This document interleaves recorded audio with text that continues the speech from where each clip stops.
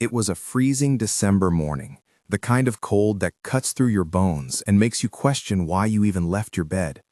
At 4:30 in the morning, while most of the city of Detroit still slept under warm blankets, Robert Martinez was already on the streets. 58 years old, a garbage collector for 32 years. Every morning, the same routine. Every morning, the same routes. Every morning, collecting what others throw away. But on this particular morning, December 15th, Robert Martinez was about to find something that would change his life forever. Something that shouldn't have been there. Something that almost wasn't alive. This is the story of how an invisible man, doing a job that society looks down upon, became the difference between life and death for an innocent soul. And before we begin, I want you to do something. Tell us in the comments which city you're watching from. Hit that like button and subscribe to this channel, because we share stories of heroes who are everywhere around us but nobody sees. Stories that will change the way you see the world. Because this story is going to completely transform how you view the people who work while you sleep. Robert Martinez woke up at 3:45 in the morning, as he had done for 32 years. 365 days a year, minus his 2 weeks of vacation. You can do the math. That's over 11,000 mornings of waking up in the dark. Over 11,000 times hearing his alarm clock ring when the world outside was still asleep. Over 11,000 cups of coffee drunk in silence while his wife Maria still slept. Robert wasn't special. At least that's what society told him every day. He was a garbage man, the guy who picks up your trash, the person you don't look at when he passes by your house, the worker you complain about when he makes noise too early, but never thank when he does his job perfectly. He was invisible, and he had accepted that invisibility a long time ago. Robert's routine was as predictable as sunrise. 3:45, alarm goes off. 3:50, shower that never quite warms him up enough for what's coming. 4 o'clock, coffee and 2 pieces of toast. 4:15, kisses Maria on the forehead. She always murmurs something in her sleep. After 35 years of marriage, he still doesn't know what she says, but he smiles every time. 4:30, arrives at the depot. 4:45, checks his truck. Makes sure everything is working. Makes sure he has his gloves, his reflective vest, his water bottle. 5 o'clock, starts his route. Winter or summer, rain or shine, blizzard or heat wave. The garbage doesn't take days off, so neither does Robert Martinez. But what people don't know about Robert Martinez is that he wasn't just a garbage collector. He was a student of human nature. 32 years picking up people's trash teaches you things about humanity that no university course could ever teach. You learn who's struggling financially by the brands that disappear from their trash. You learn who's having a baby by the diapers that suddenly appear. You learn who's getting divorced by the boxes of someone's belongings thrown out. You learn who's sick by the medical waste. You learn who's lonely by how little trash they produce. Robert Martinez knew his route better than most people know their own families. He knew every house, every apartment building, every business. And he cared. He cared in ways that people would never know. There was the elderly Mrs. Johnson on Maple Street who always left him a thermos of hot coffee on particularly cold mornings. There was young Tommy on Oak Avenue who wanted to be a garbage man when he grew up and always ran out to wave at Robert. There was the Vietnamese restaurant on 5th Street that always left him a container of food on Fridays. There was Mr. Peterson, the war veteran, who always made sure to shake Robert's hand and say, "Thank you for your service," even though Robert had never been in the military. To Mr. Peterson, keeping the city clean was service enough. These people weren't just addresses on a route to Robert. They were connections. They were the small moments of humanity that made his job meaningful. They were the reason he took pride in work that others looked down upon. Robert had seen a lot in 32 years. He had found wallets with thousands of dollars and returned them. He had found family heirlooms accidentally thrown away and reunited them with their owners. He had found lost pets and brought them home. He had found evidence of crimes and called the police. He had even found a wedding ring once, thrown away in anger during a fight, and managed to track down the couple and return it. They're still married today because of that ring. Robert Martinez was a silent guardian of his community, a protector that nobody knew they had, a hero that nobody recognized. Until that December morning, when he found something that would finally make people see him. December 15th started like any other winter day. Brutally cold. The temperature was -12 degrees Celsius. With wind chill, it felt like -20. The kind of cold that makes your face hurt, that makes breathing painful, that makes you wonder if humans were ever meant to live in places like this. Robert was bundled up in layers, thermal underwear, work pants, 2 shirts, the heavy jacket, a second jacket on top of that, gloves, a hat, a scarf covering most of his face. And he was still cold. He always was.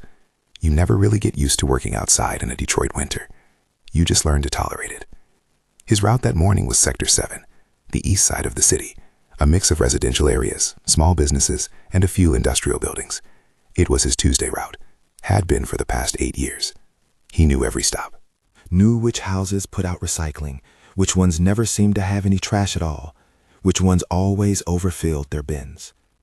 It was 5:47 in the morning when Robert turned onto Riverside Avenue, a quiet street, mostly older houses, some well-maintained, others falling apart. The kind of neighborhood where some people were holding on and others had given up. Robert worked methodically. Truck stops, he jumps out, grabs the bin, empties it into the truck, returns the bin back in the truck, drives to the next house. Over and over, hundreds of times each shift.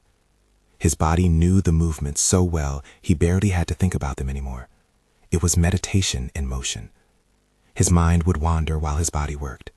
He would think about Maria, about their daughter Sophia, who was finishing medical school, about their son Diego, who was teaching high school English, about how proud he was that his kids had gone further than he ever did, about how every morning of waking up at 3:45 had been worth it, to give them opportunities he never had. At 6:14 in the morning, Robert stopped at 847 Riverside Avenue, an old house that had seen better days, peeling paint, broken gutter, a yard that nobody had tended in months. The trash bin was at the curb as usual, but there was something else. A cardboard box next to the bin. Not unusual.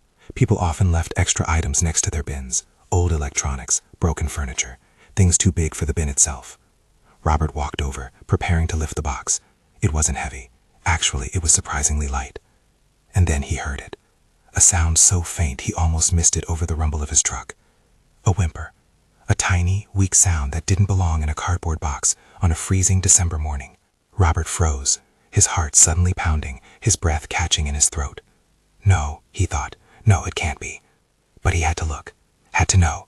His hands were shaking as he carefully opened the flaps of the box. And there, wrapped in a thin, dirty blanket that provided almost no warmth at all, was a baby. A tiny, fragile, barely moving baby. Maybe 2 months old, maybe less. Lips turning blue from the cold, skin pale, eyes closed. Not crying anymore. Just lying there, dying there, in a cardboard box next to a trash bin on one of the coldest mornings of the year. For a moment, Robert Martinez couldn't move, couldn't think, couldn't process what he was seeing. His mind refused to accept it. Who does this? Who leaves a baby in a box in freezing temperatures? Who abandons a child like trash to be collected? But there was no time for those questions, no time for shock, no time for anything except action, because that baby was dying, was maybe minutes away from freezing to death. And Robert Martinez, invisible garbage man, was the only person who could save that life. Robert's training kicked in. Not professional training.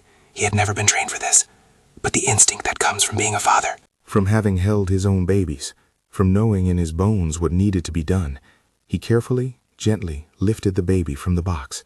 The child was so cold, so terribly cold. Robert could feel it even through his gloves. He unzipped his jacket, then unzipped his second jacket, and he pulled that baby against his chest, against his body heat, against his heart that was pounding with fear and adrenaline and desperate hope. He zipped both jackets back up, creating a cocoon of warmth with his own body. The baby barely moved, barely responded. That terrified Robert more than anything. Babies should react when moved, should cry, should do something. This baby just lay against his chest, frighteningly still. Robert ran to his truck, grabbed his phone with shaking hands, dialed 911. His voice was trembling when the operator answered. "I need an ambulance, Riverside Avenue, number 847. I found a baby, an abandoned baby. She's freezing. She's barely breathing. Please hurry, please." The operator stayed on the line, kept him calm, kept him talking, told him help was coming, asked him to check if the baby was breathing. Robert pressed his face close, felt the faintest breath against his cheek. "Yes," he said. "Yes, she's breathing, but barely. Please hurry." 7 minutes. That's how long it took for the ambulance to arrive. 7 minutes that felt like 7 hours.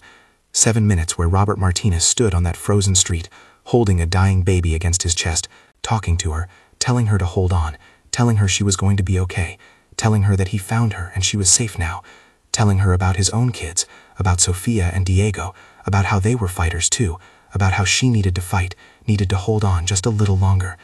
His voice was breaking. Tears were freezing on his face, but he kept talking, kept willing that tiny life to keep going, keep fighting, keep breathing. When the ambulance arrived, 2 paramedics jumped out, a woman and a man, both moving with urgent efficiency. The woman, whose name tag said Rodriguez, approached Robert.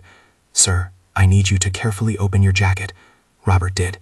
The sight of that tiny baby against his chest, still wrapped in that inadequate blanket, made both paramedics' faces go pale. "How long has she been out here?" Rodriguez asked. "I don't know," Robert said. "I found her maybe 10 minutes ago, but before that, I don't know. Could have been hours." Rodriguez carefully took the baby. Her partner already had a specialized warming blanket ready. They moved to the ambulance. Robert followed. "Is she going to be okay?" he asked. "I don't know," Rodriguez said honestly. "Her body temperature is dangerously low. She's in severe hypothermia. But you found her. You kept her warm. You might have saved her life." The ambulance took off, sirens screaming through the quiet morning. Robert stood there on the street. His chest felt empty without the weight of that baby. His jacket was still unzipped. He was shaking, but not from cold, from shock, from the delayed reaction of what he had just found, what had almost happened, what might still happen. He looked at the cardboard box still sitting there, looked at the house at 847 Riverside Avenue. A light was on inside now. Someone was home. Someone who had put that baby outside. Someone who had decided that child was disposable. Trash. Something to be thrown away. Robert felt rage building, a fury unlike anything he had ever felt. But before he could do anything, police cars arrived. 3 of them. Officers emerged, and one of them, Detective Sarah Chen, immediately approached Robert. "Sir, you're the one who found the baby?" "Yes," Robert said. Detective Chen looked at the box, looked at the house, looked back at Robert. "Can you walk me through exactly what happened?" Robert told her everything, every detail, where he found the box, how he heard the sound, what he did. Detective Chen listened carefully, taking notes. "You did the right thing," she said. "You saved that child's life. Now we need to find out who did this." Robert watched as officers approached the house, knocked on the door. He watched as a young woman, maybe 20 years old, opened the door. Watched as her face went from confusion to fear to something like resignation. She knew why they were there. She knew what she had done, and she knew there was no way out. Officers brought her out in handcuffs. As they passed Robert, the young woman looked at him. Their eyes met. Robert saw no remorse there, no guilt, no sadness for the baby she had tried to kill. Just anger. Anger at being caught. Anger at this garbage man who had ruined her plan. "You should have minded your own business," she spat at him. Robert didn't respond. What could you say to someone like that? What words exist for someone who would leave their own child to freeze to death? Detective Chen came back to Robert. "We're going to need a full statement from you. Can you come to the station after your shift?" Robert nodded. "But first," he said, "I need to know if the baby is okay." Chen looked at her phone. "I'll call the hospital, get an update." She made the call, listened. Her expression was hard to read. When she hung up, she looked at Robert. "She's alive. Critical condition, but alive. They're doing everything they can." Robert felt his legs go weak, had to lean against his truck. She's alive. That tiny life was still fighting, still holding on. Detective Chen put a hand on his shoulder. "You're a hero, you know that." Robert shook his head. "I'm just a garbage man who did what anyone would do." Chen smiled sadly. "You'd be surprised what most people would do. Trust me, I've seen it all. And what you did, not everyone would have done that. You gave that baby a chance." The news spread fast. By noon, reporters were at the depot looking for Robert Martinez. By evening, his story was on every local news channel. By the next morning, it had gone national. The invisible garbage man who saved a baby's life. Social media exploded. Videos of interviews with Robert, photos of him holding the baby against his chest, recreated by the paramedics for the press. Stories from his route. People calling in to say Robert Martinez was the most decent man they knew. Mrs. Johnson crying on camera, talking about the thermos of coffee she always left him. Young Tommy saying he still wanted to be just like Robert when he grew up. Mr. Peterson saying he always knew Robert was a hero, that keeping the city clean was heroic enough, but this proved it to everyone else. Robert didn't want the attention, didn't want to be on TV, didn't want strangers knowing his name. He just wanted to know if the baby was okay, wanted to finish his shift, wanted to go home to Maria and hold her and try to process what had happened. But the world had other plans, because the world, for once, wanted to see the Invisible Man, wanted to recognize the hero that had been there all along, picking up their trash, keeping their city clean, living a life of quiet dignity that nobody had bothered to notice until now. 3 days after Robert found her, the hospital announced that the baby, who they were calling Hope because nobody knew her real name, was going to survive. She had suffered frostbite on her fingers and toes, had been dangerously close to organ failure from the hypothermia, but she was going to live, going to grow up, going to have a life. All because a man whose society considered beneath notice had been exactly where he needed to be, exactly when he needed to be there. All because Robert Martinez had cared enough to open a box he could have just thrown away. All because an invisible hero had chosen to see a life that someone else had tried to make invisible forever. The young mother, identified as Jennifer Harrison, was arrested and charged with attempted murder and child endangerment. Her story came out in pieces. 20 years old, homeless, drug addiction, desperate. The baby's father had left when he found out she was pregnant. Her family had disowned her. She had given birth alone in an abandoned building, had tried to take care of the baby for 2 months but couldn't, didn't know what to do, couldn't afford food for herself, let alone formula for a baby, couldn't see any way out. And in a moment of what she later called desperation, but what the court called attempted murder, she had put her baby in a box and left her outside in the cold, had hoped someone would find her and take care of her, or maybe the prosecutor suggested, had hoped the cold would solve her problem permanently. Jennifer Harrison cried in court, said she was sorry, said she never wanted to hurt anyone, said she didn't know what else to do. The judge sentenced her to 15 years in prison, and baby Hope became a ward of the state. Robert couldn't stop thinking about Hope, couldn't stop seeing that tiny blue face. Couldn't stop feeling the weight of her against his chest. He went to the hospital every day after his shift. Just sat in the waiting room. The nurses knew him, let him come up to see Hope through the nursery window. He would stand there for hours sometimes, just watching her, making sure she was okay, making sure she was warm, making sure she was cared for, making sure she knew, somehow, that someone in this world gave a damn about her. Maria came with him sometimes. She watched her husband watching that baby, and she knew. She knew what he was thinking before he even said it. "Robert," she said one evening as they drove home from the hospital, "I know what you're thinking." Robert gripped the steering wheel. Didn't respond. "We're 58 years old," Maria continued. "We raised our kids. They're grown. We were supposed to be entering the easy years, supposed to be thinking about retirement, about traveling, about finally having time for ourselves." "I know," Robert said quietly, "but I can't stop thinking about her, about what happens to her next. Some foster home where she's just another case number. Maybe a good home, maybe not. Maybe she gets adopted. Maybe she grows up in the system. And every day for the rest of my life I'll wonder if she's okay, if she's loved, if she knows that she mattered to someone, that she wasn't trash, that she was worth saving." Maria was quiet for a long time. Then she reached over and took Robert's hand. "Call the social worker tomorrow. Let's see what we need to do."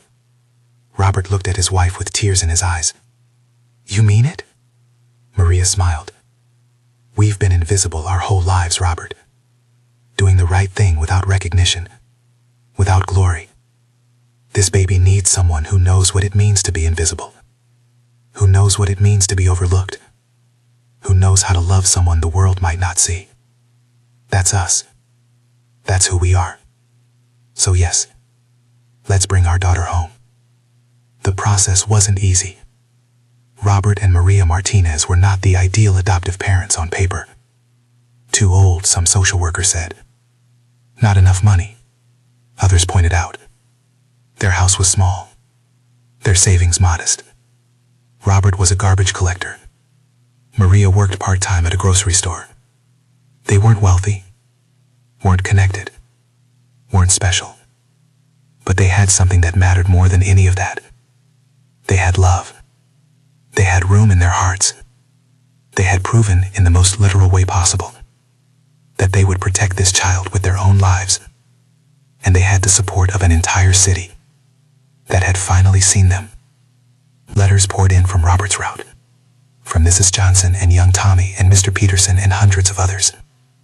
Letters saying Robert Martinez was the most trustworthy man they knew, the most dependable, the most caring. Letters from his co-workers saying he had worked for 32 years without missing a day, unless absolutely necessary. Letters from his supervisors saying he was the best employee they had. Letters from his own children, Sofia and Diego, saying they would help raise their new sister, that they had grown up with the best father in the world, and now another child deserved that same love. 6 months after finding Hope in that box, Robert and Maria Martinez officially adopted her. The courtroom was packed, news cameras everywhere. The judge, a woman named Patricia Brennan, wiped tears from her eyes as she signed the papers. "Mr. and Mrs. Martinez," she said, "I have presided over hundreds of adoption cases, but I have never seen anything quite like this. You found this child in the worst circumstances imaginable. You saved her life, and now you're giving her a family. You're giving her a future. You're proving that heroism isn't about wealth or status or recognition. It's about character. It's about doing what's right when it would be easier to walk away. This child is blessed to have you." Robert held Hope for the first time as her legal father. She was 8 months old now, healthy, happy, smiling. She looked up at him with bright eyes and grabbed his finger with her tiny hand. And Robert Martinez, the invisible garbage man, who had been overlooked his entire life, felt seen in a way he never had before.